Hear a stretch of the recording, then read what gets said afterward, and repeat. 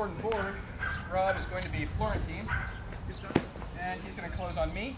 And once we exhaust that, we're going to show me closing on him. So, you would be so kind as to explain to me we can figure it out. Basically, initially I'm going to fake high over the shoulder. Brennan's shield is pretty high normally, so you know it doesn't work on it. But it'll be fake high, stab, or slash. So he's trying to draw this. I'm trying to draw your shield up.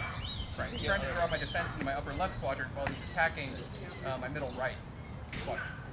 So now this works for a number of reasons. Most people don't have their shields at the right angle. My shield is normally held like that. You can see I've got a couple of good inches of clearance. A lot of people will do that. A lot of people hold their shields like this, and anything in that quadrant will probably hit me. So they actually have to move their shield up to cover it. Right. So they're moving it up, then coming out. Right. And also, a lot of people, instead of trusting their shield, will attempt to bring their sword up for some ungodly reason. So they'll go like this, which is perfect for him. It's not perfect for anyone else. This side of your body is blocked with your shield. This side is blocked with your sword. You shouldn't be crossing the two under normal circumstances. So I'm going to hold my shield intentionally low. He's going to come in, pick up, and stab into him.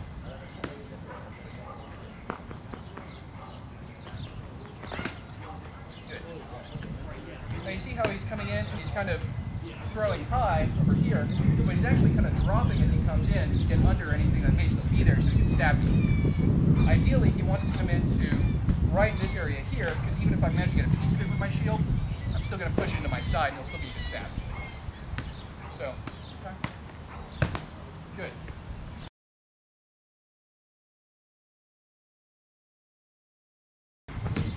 What he's trying to do here is he's trying to get me to throw for the outside of his left side, my right side, because he's got a really good outside block there. Okay. Once I'm tied up, he's going to come down to my arm and follow up and hit me a lot. So once I'm armed, I'm pretty much defenseless. So he's going to come in, he's going to bring his guard in, causing me to throw there, block it out, and then hit me a lot. Good.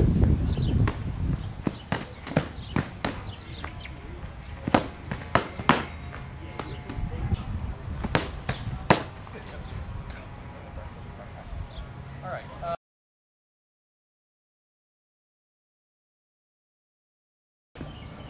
If I start charging at him and he's not ready for it, first of all, you never want to be the person getting charged. You always want to be the person aggressing, right? Or at least controlling the fight in some way. It doesn't have to be aggressive, but you don't want your opponent to aggress on you. So what I'm going to do is I'm going to come in and charge him, and what he's going to do is he's going to step into my shield and away from my sword. Okay? So he's going to step, try and get at a 90-degree angle to me, wrap my back while blocking my sword. Good. What's happening is I'm running forward, so I've got a lot of momentum in that direction. He's really not going to move backwards. He's going to take a big step with his left foot, right, and he's, or right foot, I guess, with his right foot, and he's going to turn himself 90 degrees to me. He's going to step into my shield. I know it sounds counterintuitive, but you definitely want to step into my shield and not into my sword. Good. Now, if this is a game where there's shield bashing or anything, that's fine. It doesn't make a damn bit of difference. The only thing is you need to check their shield with your shoulder preemptively so that they can't get any distance to bash. So what he's going to do is, in that case, what he's going to do in that case is he's going to put his left shoulder, part of his chest, on my shield as you're turning. Go for it. Go for it. So I can't get any. He doesn't have to hard, it's not a bash, it's really just preventing me from getting enough room to be able to hit him. Good. See, let's go back into the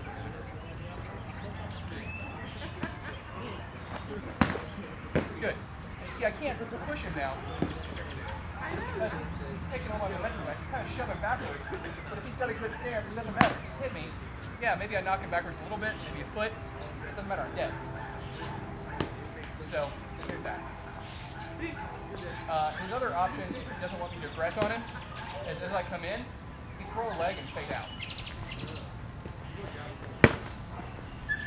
Because it's a lot easier for him to throw that big leg and fade out, because either what's going to happen is I've got to stop and overbalance myself to block it, in which case he'll either hit me or get away, or if I get leg, and I've got to go down and he'll just get away. So, if you're getting rushed, Florentine, throw for a leg. There's no shame in it. Especially on torches. Hit torches in the leg.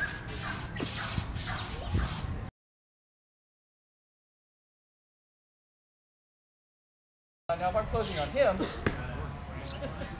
what I want him to do is throw anywhere. If he throws anywhere, either weapon, then I should be able to take advantage of the fight, use my superior blocking area, kind of tie up both of his swords at once, hopefully, and then hit him. So, given that we know Florentiners have a proclivity for wanting to hit the shoulder anyways, he's open on most people, I'll actually just come in with it low.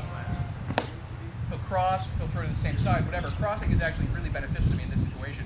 As soon as he starts crossing, I can bring it back up. I'm not bringing it up real high, I'm bringing it up to here, and then I'm coming in under it, okay? Step around, and hit it. If I bring it all the way up and try and block it without going down, I leave myself open over here if he wants to wrap me in the side. See, he can get around my hip really easy. So, I don't want to do this. I want to do this. And you see him wrap. See, it still bounces off. He's got to get way under there. So, I'm going to try and get him to cross with my shoulder. And he hit me that time. But ideally, he wouldn't. I come in, I hit him. So, just a matter of if he crosses, that's great. If he doesn't, if he throws the same side, right here towards the same side, I bring it up the block, the same thing as I did before. I keep this sword in good position. I keep this sword in good position. I move in like this, try and get the inside of his sword, push down, and I can stab over, or I can push down and just come into the shoulder. Okay. But basically what I'm trying to do is get both of his swords to the outside and block. So just knock it off point. You see, he blocked the first couple, but it didn't matter. I just kept working it and pushing it, because he didn't have a whole lot there. So if you're not prepared for it, you sort of automatically got the advantage. You see him knock it out of guard, so he stops thinking about attacking and starts thinking about trying to block or returning to guard rather than striking you. Other great ways to close on Florentiners is to get them to, especially left-handed Florentiners or Florentiners that are right-handed but have actually developed quite a bit of left-handed skill, is they tend to rely on that big lefty wrap.